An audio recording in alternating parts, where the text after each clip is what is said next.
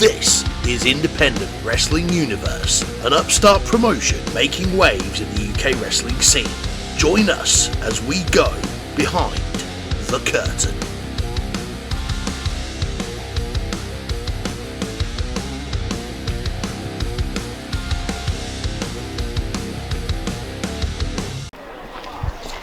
We've ever seen your face, sweetheart.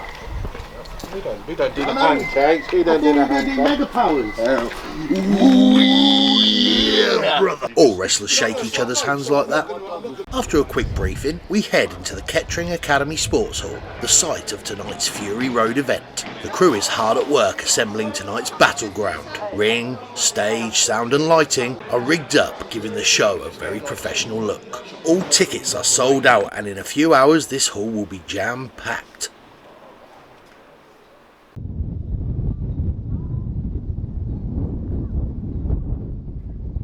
Before the event started, I had the opportunity to sit down with one of the company's figureheads to talk about the show and how he became involved. How's it going, guys? Titan here from Heel Turn Wrestling, here now with Nero Classic. First of all, you will show respect. Thank you, first of all, for allowing us to come here, giving us all access to the show. No problem. What possessed you to decide, you know what? We don't have enough stress as wrestlers. Let's promote. Let's be in charge. I'll give you a bit of a backstory here because I was away for 9 years. I got hurt and I was injured and I could no longer wrestle. And as you can see, I used a stick to walk around and I had nothing to do with wrestling for 9 years. Yeah. I got roped in because I've got a family legacy in wrestling. I'm sure you remember my dad, Blondie Barrett, my great uncle Les Kellett. I do. So I've got a family legacy in wrestling. My mum's always been involved in the wrestling training schools here, there and everywhere. And so she roped me along one Tuesday night to the training as Danny had set up the homecoming show from last April. Sure. And I turned up not knowing what to expect and they were like, right, this is what you're doing on the show. So I was like, oh. And then as the months went on towards the second show, I got more involved. I was doing more, and then it got to about September, and Danny was like, well, we're basically 50-50 at this point. We're putting in as much work as each other and taking on the stresses of the wrestling business with each other, so we might as well call it 50-50 and be in this together.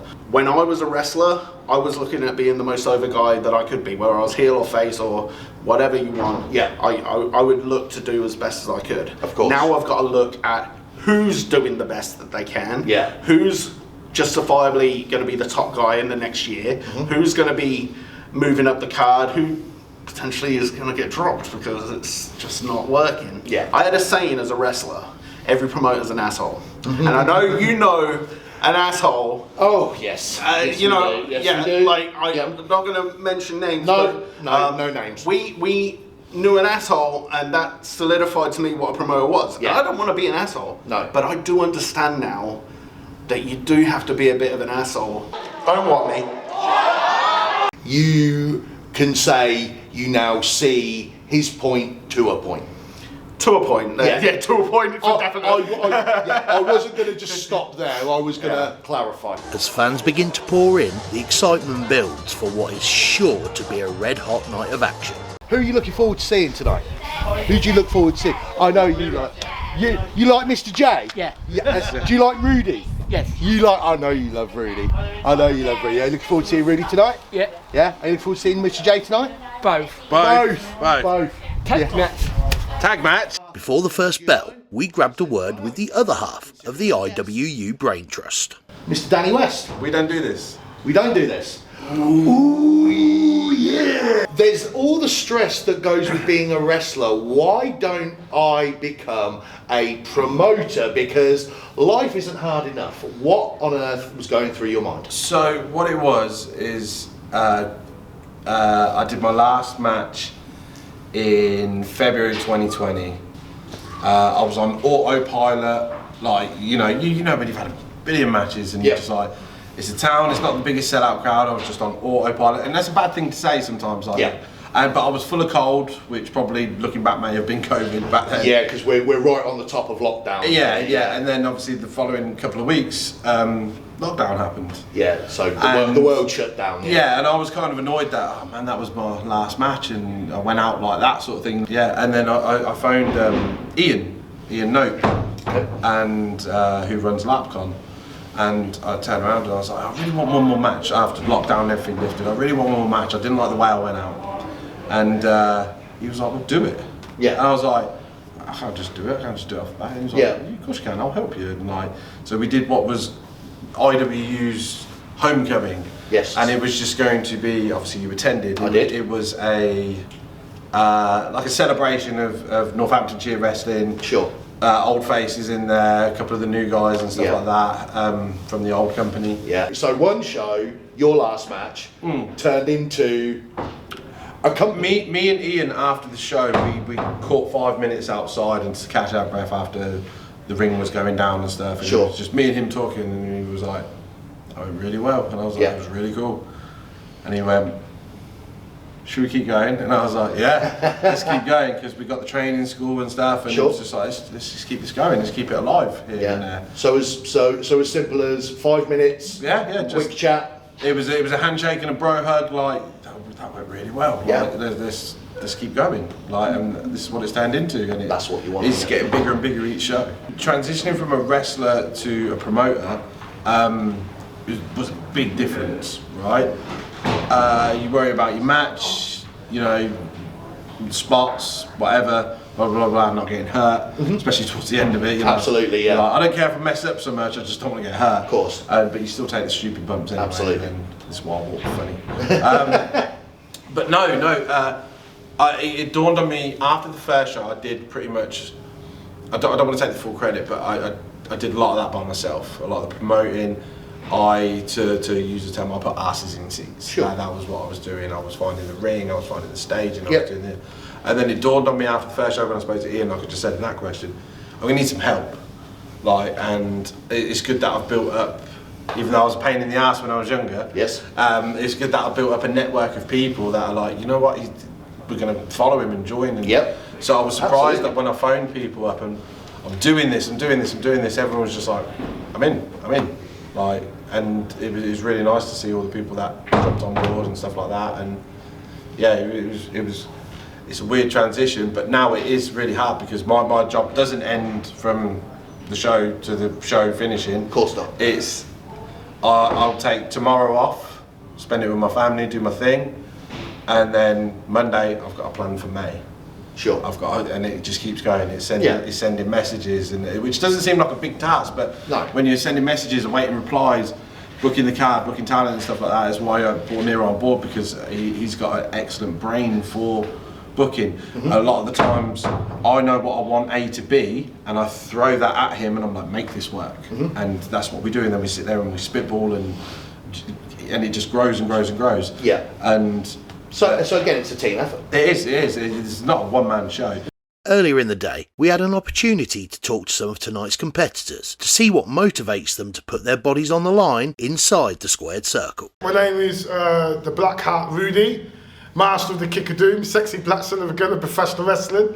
Excellent. Yeah. Your favourite thing about being a wrestler? The fans, the audience, the energy, like, you know, to have something you love doing and go out there to perform it and be appreciated for it. Yeah, the fans all the way. It's the only answer. Yeah, it literally is. Cool. Name, gimme. It's James Cross. Favourite thing about being a wrestler? Throwing clotheslines. Name. Steve Pym. Your favourite thing about being a wrestler? Going out there and showing everyone how unstoppable I can be. Name. Stealth. Your favourite thing about being a wrestler? I like all of it. It's really, again, really hard to narrow down to one. I like the physical aspect, I like the theatrics, I like the audience, I like the raw emotion you can get out of people, I like the crowd joining in with you, I like the athletic ability it takes to do stuff. Yeah, I like all of it. Cool. It's hard to narrow down to one. Name. Morgan Black. Favourite thing about being a wrestler? The fans. A name. JPR. favourite thing about being a wrestler? The fans. Best answer. Name. Sassy Bear Clarence. Your favourite thing about being a wrestler? It's really just the ongoing learning of being a wrestler. Like, I enjoy the performing, but it's always nice to have like the feedback to help improve myself going forward. Name. A-star Andy Paul. Your favourite thing about being a wrestler? The creativity. There's nothing like it. Creating a character in front of fans. Yeah. It's amazing. Let's see what the fans are most looking forward to on tonight's show. It's the first time we've been to The first time he's been to this one. There's going to be a dumpster match tonight. Someone's going to be getting thrown in a dumpster. Oh no. I mean, that's going to be pretty cool, right? They're going to be thrown. They're going to be thrown over the top rope into a dumpster. They're going to be... Yeah, like Be in a that. bit. Like that. What matches are you most looking forward to on the show tonight? Terry is it one. Terry, is it? Yeah. So you think he's got a good chance? He's got a tough opponent tonight. Yeah, possibly. I think he'll be alright. You think he'll be handle alright? himself. Yeah. Okay. Who's your favourite wrestler in the world? John Cena. I would love John Cena, but I can't see him. Who's your favourite wrestler? The Rock. Rock fan, my guy. Put it there. Thank you so much. You guys enjoyed the show. Thank you very much. I've seen some of the wrestlers back there. They are ready for it tonight. It's going to be a brilliant show, and you're going to love it. I promise. It's his first event. It's your first show. Will you enjoy it? Nice to meet you, Dad. You enjoy yourself? Absolutely. Sesame Daddy ass! Sesame Daddy ass! Whilst getting to know the fans at ringside, a slight change of plan arises. We are 20 minutes away from showtime, and the promoter, who's also a good friend, has just informed me that their commentator has dropped out. So I am going to be taking over commentary duties. Let's cut to me doing commentary right now. Taking a rest. He's starting to look laboured now, and unfortunately for my guarantee, this is not looking good. Oh, that is a lovely backbreaker into the stretch over the knee. And look at the strength Doing of it him. again. And over the other knee, Palmer. Double knee. Snap him in half.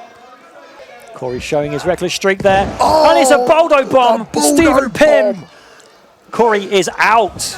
Oh, that's a foot to the face. This is not looking good. And a Baldo bomb coming off the top rope. Pin him. Oh, what's he's he going. doing? He's going for He's the. stacking them up. He's stacking them up like cordwood. He's stacking them up. Yeah, you tell him. For the impressive, he's got the cover. One, two, three, and it's a victory for Stephen Pym. That is impressive, Palmer. With all production problems sorted, it's time to take in the action.